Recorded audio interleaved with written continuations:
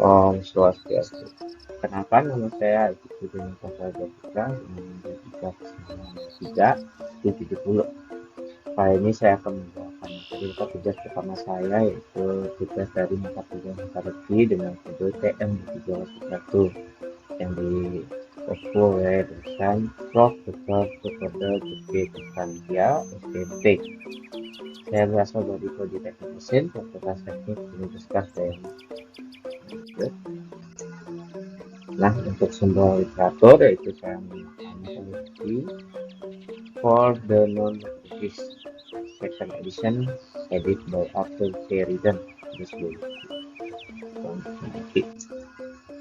Nah, saya akan bahas ini tentang apa saja yang dijudul Texture of Metal and Alloy dari Batu chapter 2 dengan ada 12 materi, sama struktur atom, kebiasaan antar atom, ketiga struktur dan cetak kristal, keempat ada struktur kristal logam, polymer diffusion, keenam solusi padat, ketujuh alat produksi, 8 chemical melting, yang 9 struktur solidifikasi, dan 10 menggunakan diagram fase kesetimbangan, 11 termodinamika kimia, 11 perubahan reaksi. Materi pertama yaitu profil atom. Bahan penyusun suku materi termasuk logam adalah atom yang dalam bahasa Yunani berarti tidak mungkin dipotong. Konsep atom menurut Rusia berasal dari koloni Ionia Abdera di utara Yunani modern sekitar tahun 420 tempat Democritus Abdera pertama kali mengusulkan bahwa semua materi adalah komposit paling kecil atom yang berdunia. Dan Democritus benar, segala sesuatu penting dalam bentuk apapun, gas, cair, atau padat, terdiri dari atom-atom kecil sampai sangat kecil yang menyebabkan satu untuk kira-kira sekitar 500.000 atom yang sama dengan ketebalan selembar kertas. Saya membahas soal teori kinetik gas. Konsep atom juga membantu kemajuan teori kinetik gas, kinetik materi, dan hukum termodinamika. Dalam kurung konversi teoretis antara energi panas dan kerja mekanik. Kinetik teori materi dan termodinamika digunakan untuk menggambarkan interaksi dan distribusi energi antara banyak atom dan suatu zat. Misalnya saja dalam teori kinetik gas, perilaku gas ideal dalam wadah volume volume V pada tekanan T dapat dijelaskan oleh rumus PV sama dengan nRT. N adalah jumlah atom yang dinyatakan dalam suatu mol dalam wadah, yang R konstanta gas inisial universal, P temperatur. Nah, yang selanjutnya adalah struktur atom. Pada tahun 1911, Niels Bohr mengembangkan model atom hidrogen yang disedangkan yang terdiri dari satu elektron yang membentuk inti yang relatif masih dan bermuatan positif. Bohr mendalilkan bahwa elektron bergerak dalam orbit mengelilingi inti suatu dengan membentuk elektron plastik. Mode orbit elektron atau kulit kata surya dalam sebuah atom diekspresikan seperti ini. Yang dimana elektron elektron keluar. Yang kedua adalah elektron dalam kulit dalam elektron atau kulit dalam elektron. Yang ketiga kulit dalam ketika dengan plus neutron dengan inti atom dilakukan dalam atau nukleus maka B yang nukleus ini dengan elektron positif, neutron yang kemudian ada orbit kulit kedua atau kulit kedua elektron. Lanjutkan lagi. Yang kedua adalah ikatan antar atom. Atom berinteraksi satu sama lain untuk membentuk keadaan atau fase materi yang berbeda. Empat wujud dasar materi adalah padat, cair, gas, dan plasma. Ikatan atom dalam cairan dan gas kurang erat dibandingkan dalam padat, sehingga menghasilkan tingkat mobilitas utama yang tinggi antar atom plasma dalam gas yang terdiri dari partikel muatan listrik. Biasanya elektron, tetapi terkadang terdiri dari ion. Plasma dapat terbentuk pada suhu yang sangat tinggi ketika elektron mudah diletakkan di atom, atau ketika elektron atau ion dikumpulkan dalam satu ruangan, seperti yang terjadi pada beberapa operasi perlakuan plasma. Berbeda dengan gas dan cair, atom-atom dalam zat padat terikat di plasma dan sekitarnya. Pembagian ikatan atom. Pertama, ikatan logam terdiri dari masing-masing atom logam menyambung elektron valensinya untuk pembentukan awan elektron yang mengelilingi ion logam bermuatan positif. Jadi seperti ini. Lanjut, yang kedua adalah ikatan kovalen. Banyak unsur yang memiliki 3 atau lebih elektron valensi terikat struktur kristal oleh gaya yang muncul dari penggunaan bersama elektron. Sifat ikatan kovalen ditunjukkan secara skematis pada gambar 2.4. Untuk melengkapi oktet elektron yang diperlukan untuk stabilitas atom, elektron harus dibagi dengan atom tetangga N, di mana N adalah jumlah elektron valensi dalam unsur yang dibentuk. Jadi dia seperti ini. Kemudian ada ikatan elektron merupakan hasil tarikan listrik antara ion positif dan negatif didapatkan secara bergantian dalam ikatan ionik. Elektron digunakan bersama ion elektropositif untuk kation dan ion elektronegatif untuk anion. Ini yang plus kemudian ada yang ketiga, itu struktur dan cacat kristal. Ketika suatu zat membengkak pada pendinginan dari keadaan cair, ia membentukkan zat yang merupakan struktur amorf atau kristal. Struktur amorf pada dasarnya adalah struktur acak dan amorf khusus termasuk kaca yang hampir semua senyawa organik. Namun logam dalam kondisi beku normal biasanya membentuk struktur kristal teratur jarak jauh. Ya seperti ini. Dan yang kedua, satu isi ruang dan sistem kristal. Tulisannya kristal. Struktur kristal terdiri dari atom atau molekul dalam pola 3 dimensi yang teratur dan berulang dengan urutan jangka panjang. Susunan spesifik atom atau molekul di bagian dalam kristal menentukan jenis struktur kristal yang ada. Sebaran titik atau atom dalam 3 dimensi dikatakan membentuk isi ruang. Setiap titik mempunyai lingkaran yang atau lingkungan yang identik seperti ditunjukkan pada gambar 2.1. Antara kedua kemudian perpotongan garis yang disebut titik isi mewakili lokasi dalam ruang dan jenis atom atau kelompok atom yang bersama dengan komposisi, susunan, dan orientasi yang sama. Geometri isi ruang ditentukan sebelumnya oleh konstanta sisi A, B, dan C serta sudut berinterfaksial yaitu A, B, dan Y. Sel, satuan kristal, dan pola susunan terkecil yang dapat ditampung oleh parallelepiped yang ujung-ujungnya membentuk sumbu A, B, dan C kristal. Dan ketika membahas struktur kristal, biasanya diasumsikan bahwa sisi ruang terus berlanjut hingga tak terhingga ke segala arah dalam kaitannya dengan kristal atau butiran. Misalnya besi yang berkurang 0,2 cm persegi dan kurang 0,01 in persegi. Hal ini mungkin tampak seperti asumsi yang tidak masuk akal. Namun ketika asumsi tersebut direalisasikan bahwa terdapat 1018 atom besi dalam butir tersebut, itu perkiraan hingga tak terhingga nampaknya lebih dari itu masuk akal. Nah, mengerti ruang dan sistem kristal.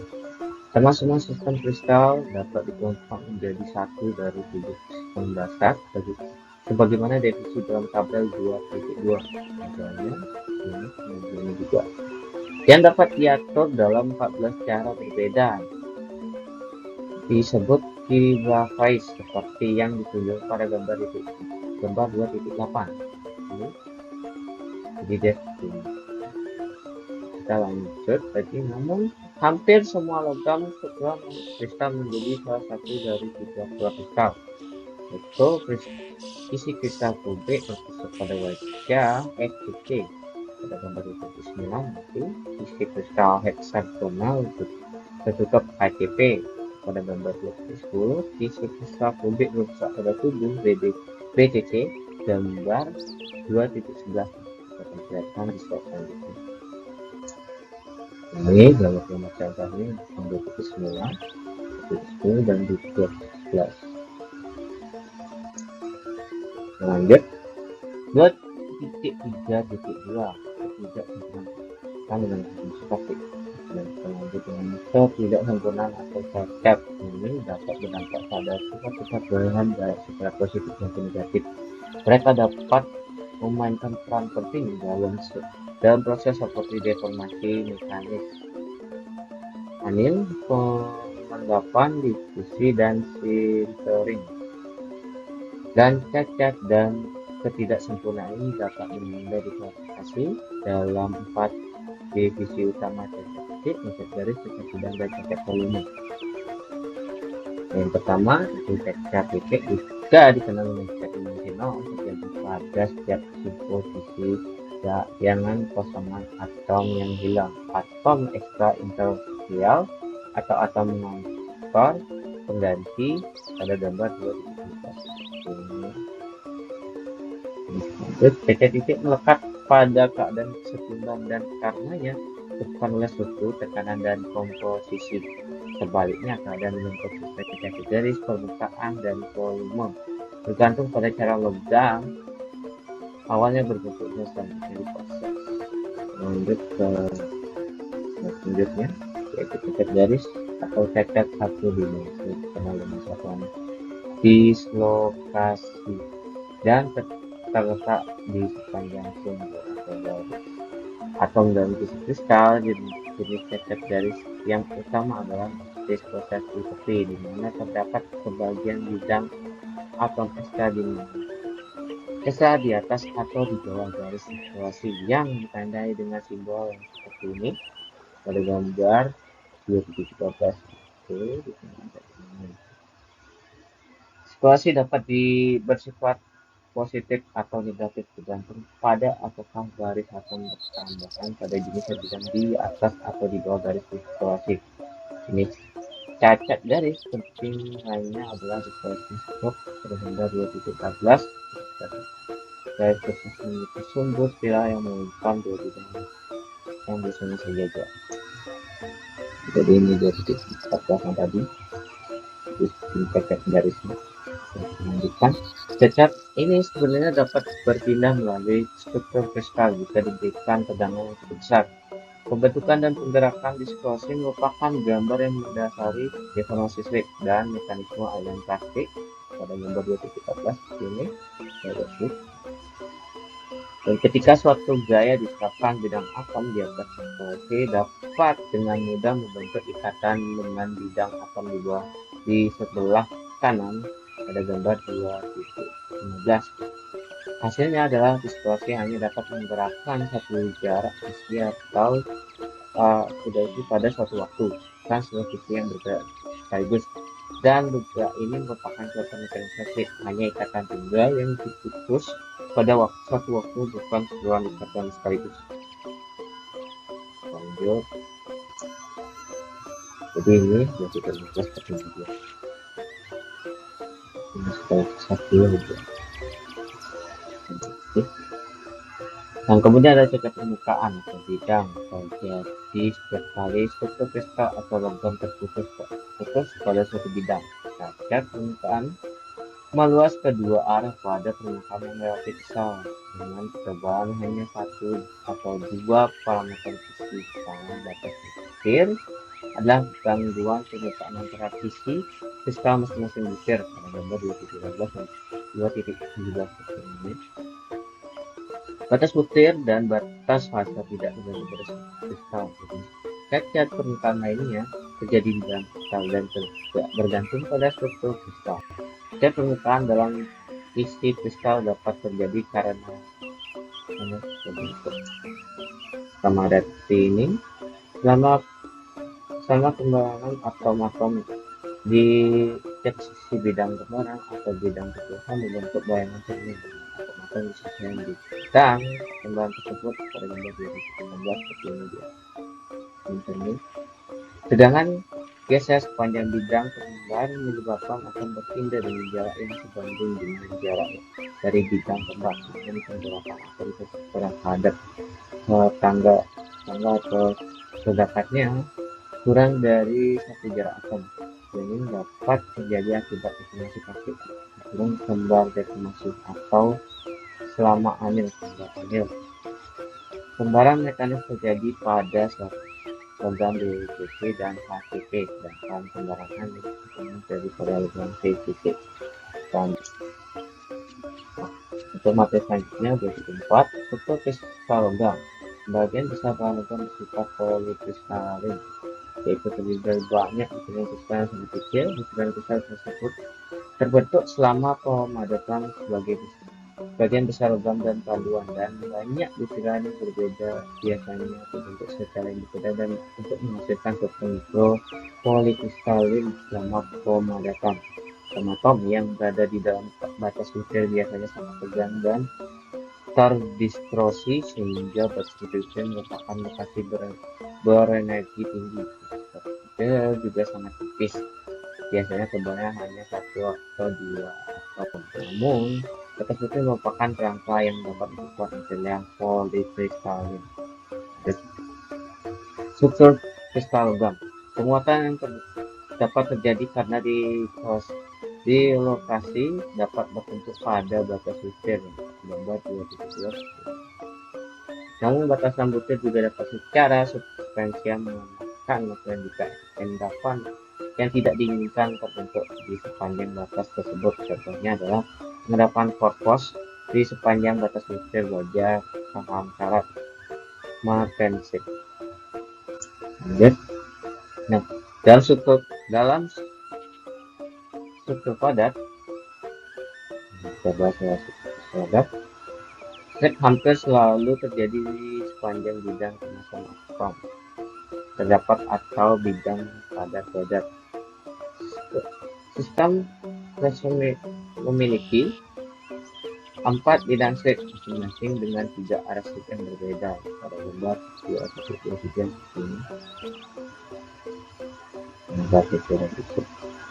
Keterangan adalah hexagon cross particle, face center cubic FCC, body center cubic FDCC.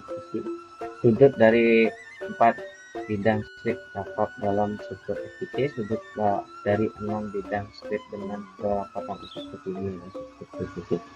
Lanjut pada lagi itu adalah struktur selanjutnya. Butir dan batas butir EIS, butir dan batas butir membentuk struktur mikrokostik atau struktur mikrologam, dan paduan batas butir dan serta struktur mikrokostik lainnya yang dianalisis melalui proses separasi spesimen yang dikenal sebagai mikrografi. Proses ini melibatkan pemolesan permukaan spesimen logam dan kemudian ekstrak ringan dengan bahan asam yang sesuai. Proses ekstrak menghasilkan permukaan yang tidak rata secara mekanis sehingga menggunakan cahaya yang berbeda. Contohkan pada gambar itu seperti ini. Kalau terus ini dan ada tidak rata dia kecil.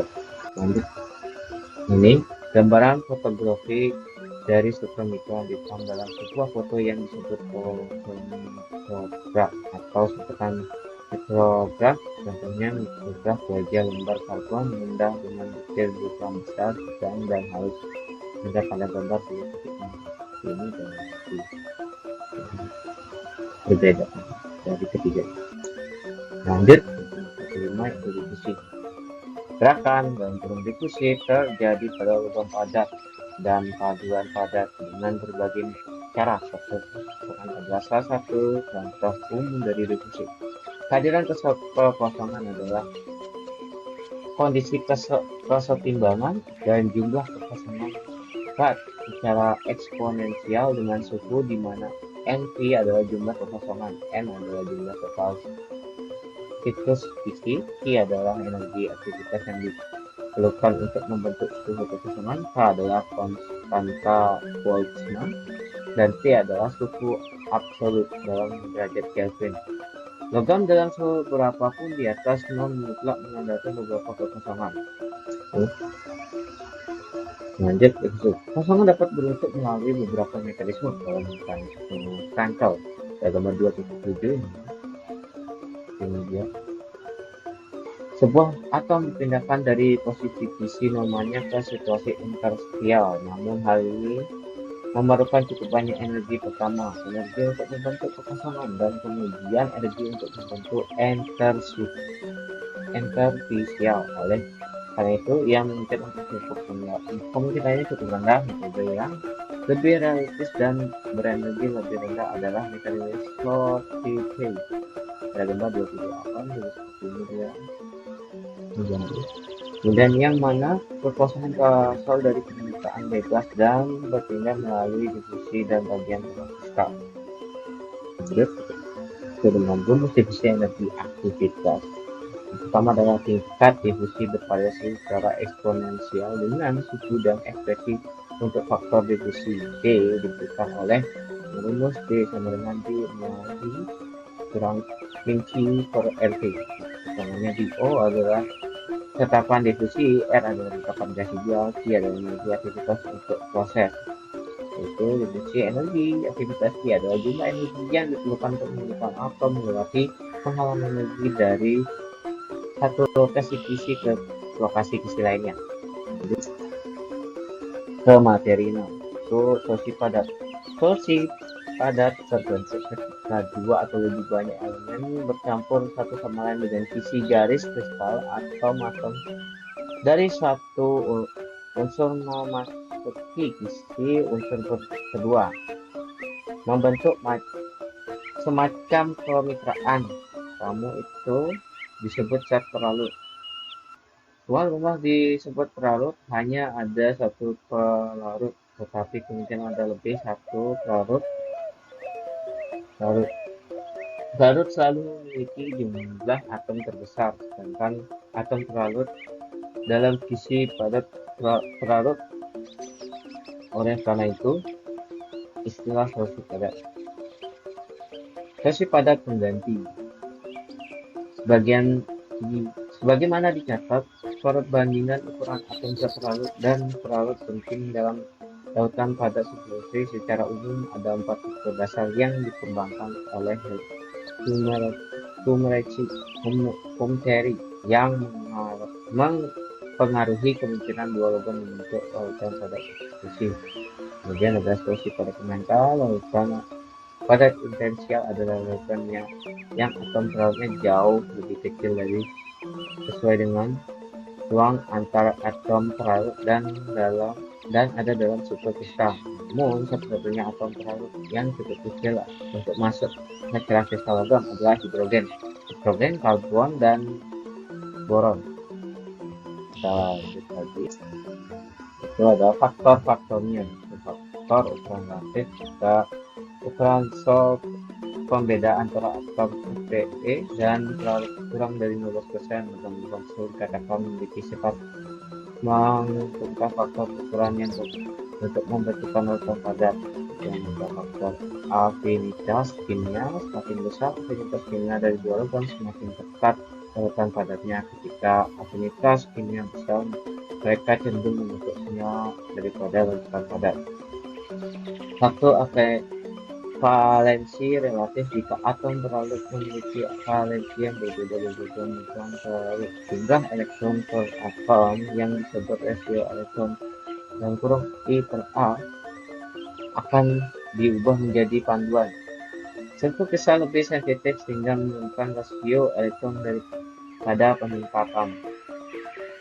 Dia ada faktor jenis besi. Hanya logam yang memiliki jenis struktur besi yang sama, misalnya BCC atau PCC, yang memiliki bentuk larutan padat 4. Selain itu, untuk kelarutan padat yang sempurna, faktor ukuran biasanya harus kurang dari 5%. Lanjut, resolusi padat. Jenis larutan padat model 2 dimensi menunjukkan A tipe substitusi di mana atom terlarut menggantikan posisi atom terlarut, dan B tipe intensifisial di mana atom terlarut jauh lebih kecil daripada atom terlarut dan akan dalam atom yang berlebih besar. Pada kelautan seperti kelautan garam dalam air, kelautan padat juga memiliki batas kelautan. Kelautan padat adalah ukuran berapa banyak zat terlarut dalam dimasukkan atau dimasukkan ke dalam asinan air. Selanjutnya ke diagram fase. Pada diagram fase, misalnya sistem panjang aluminium tembaga dan gambar 2.30 adalah contoh dua elemen dengan lautan padat, misalnya terbatas dengan sebesar 5,65% berat. Sebaliknya, sistem tembaga mechanical gambar 2.32 adalah contoh sistem panduan bila dengan kelautan padat terbatas. Dengan demikian, lautan pada substitusi dapat memiliki berbagai batas kelarutan pada suhu kamar. 2.7 alat profisi. Panas memicu pergerakan atom melalui difusi, dan pemanasan besi atau baja dapat menyebabkan atom besi menyusun ulang dirinya menjadi berbagai jenis besi kristal. Penggeseran atom ke dalam struktur kristal yang berbeda disebut sebagai perubahan alotropik, dan besi disebut sebagai perubahan alotropik kusur. Alotropik yang mengubah strukturnya pada beberapa suhu dikenal sebagai suhu transformasi. Untuk materi yang ke-8 itu mencair. Atom bergerak konstan ketika meningkat.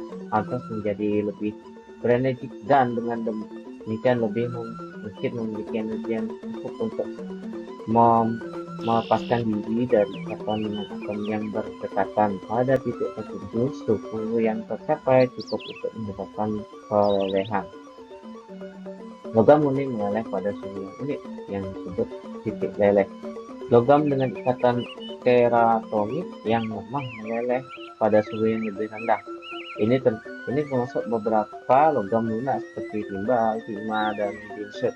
Sebaliknya, logam refraktori juga memiliki titik leleh yang sangat tinggi. Logam tahan api termasuk niobium juga dikenal sebagai teologium, katalum, molybdenum, tungsten, dan rhenium. Titik lebur berbagai logam ditunjukkan pada gambar 2.36. Ini 2.36 menunjukkan titik leburnya itu mencair atau mungkin. Logam murni meleleh pada suhu unik yang disebut titik leleh. Logam dengan ikatan teratomik yang melemah meleleh pada suhu yang lebih rendah. Ini termasuk beberapa logam lunak seperti timbal, timah, dan ginsut. Sebaliknya, logam refraktorin juga memiliki titik leleh yang sangat tinggi. Logam tahan api termasuk niobium juga terkenal sebagai palladium, niobium, dan helium, dan helium. Titik lebur berbagai logam juga pada umumnya. Lanjutkan materi keseimbangan yaitu struktur solidifikasi. Logam cair biasanya mengeras menjadi struktur kristal atau lebih rendah di bawah kondisi pemadapan normal. Namun struktur amorf acak garis non kristal dapat membentuk ketika logam cair didinginkan. Dengan laju yang relatif tinggi, logam dengan struktur amorf disebut sebagai gelas kaca logam. Morfologi yang dihasilkan dari struktur pemadapan dapat dijelaskan pada 4 skala panjang yang berbeda pada gambar 239 perbedaannya.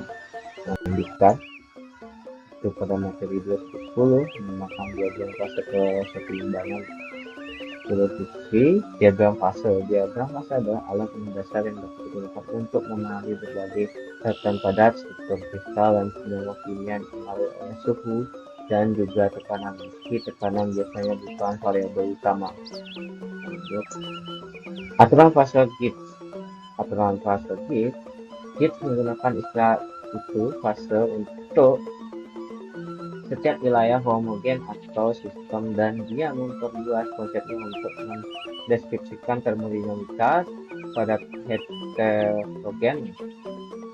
Satu hasil penting dan konsep kunci untuk hasil tersebut diagram adalah aturan fase Gibbs yang berhubungan jumlah komponen dalam suatu sistem dengan keadaan fisik sistem.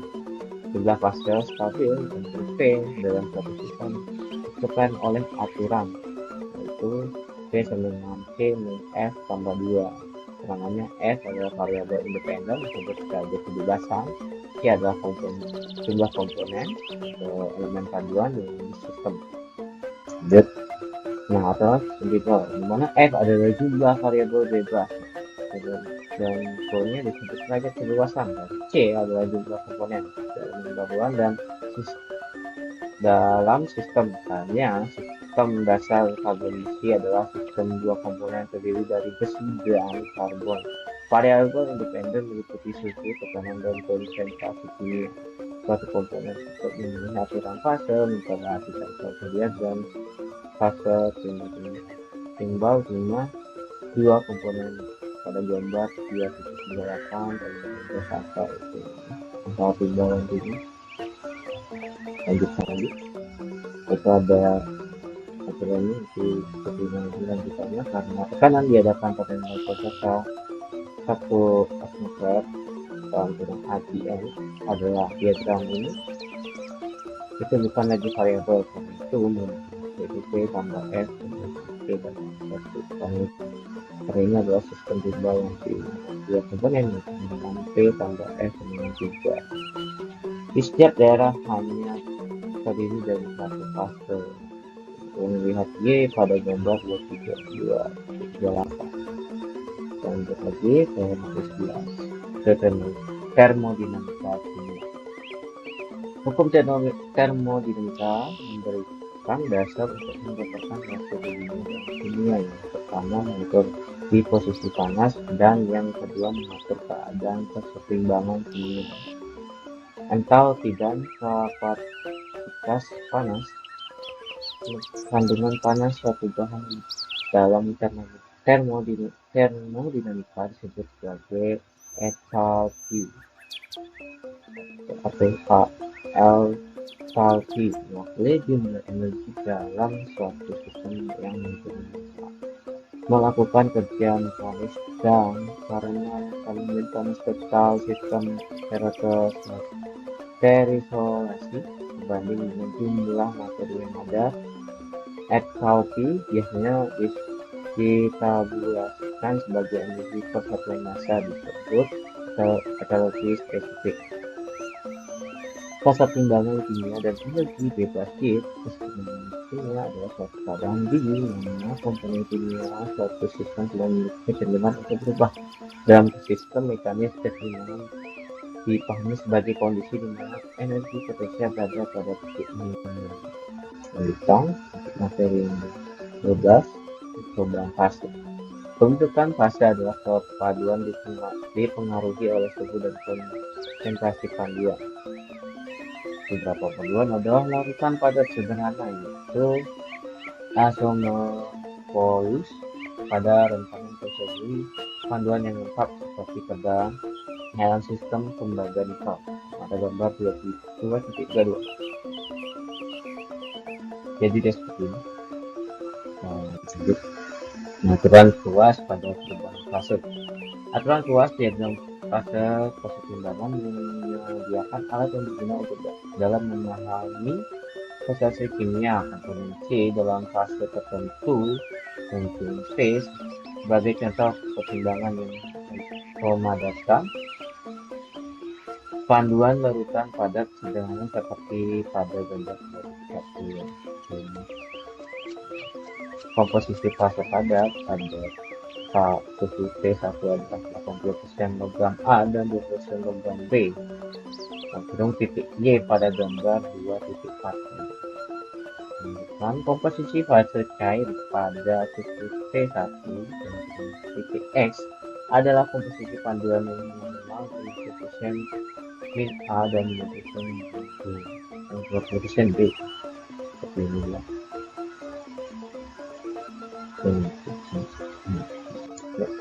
Nah, panduan eutektik dan solidifikasi. Kebanyakan sistem panduan tidak memiliki diagram fase sistemnya seperti sistem yang digunakan e-commerce, misalnya sistem eutektik tersebut ketika penambahan panduan menyebabkan penurunan garis liquidus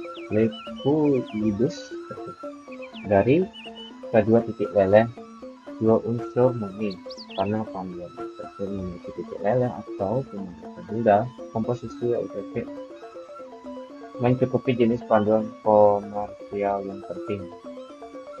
Berbeda dengan sistem isomorph, dengan sistem isomorph, unsur yang akan membentuk pertama kali adalah sistem eutektik. Bergantung pada komposisi paduan, misalnya sistem timbal dan timah memiliki komposisi eutektik bisa 61,9% berat Sm dengan suhu eutektik 183 derajat Celcius atau 9,1 derajat Fahrenheit. Nah, waktunya sudah habis dan sekian dan terima kasih. Maaf sebelumnya jika ada kesalahan kata-kata ada materi yang lupa atau yang salah, karena saya juga masih belajar dan minta perkuliahan di kelas bawahnya, dan mungkin saya akan menjadi lebih baik atau beberapa video saya akan lebih depan. Dan terima kasih dan sekian, sampai jumpa di tugas berikutnya yang saya akan sampaikan.